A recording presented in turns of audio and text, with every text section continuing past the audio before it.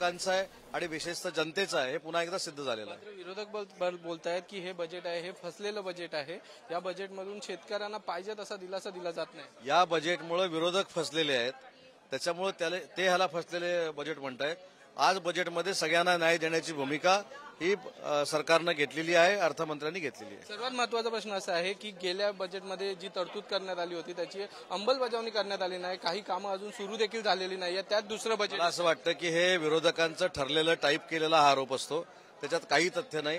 त्यांनी तो तसाच करत अजून 25 वर्ष राहावं ही माझी त्यांना शुभेच्छा आहे। नक्कीच आपण पाहिलं आपल्यासोबत उद्योगमंत्री उदय सामंत होते, त्यांनी देखील सांगितलं विरोधक फक्त टीका करत आहे, टिप्पणी करत आहे, मात्र हे जे बजेट आहे हे बजेट हे महिलांसाठी आणि शेतकऱ्यांसाठी उपलब्ध आहे, उपयुक्त आहे असं मत उदय सामंत यांनी मांडलेलं आहे। व्हिडिओ जर्नलिस्ट विकास चेतन सावंत, पुढारी न्यूज, मुंबई।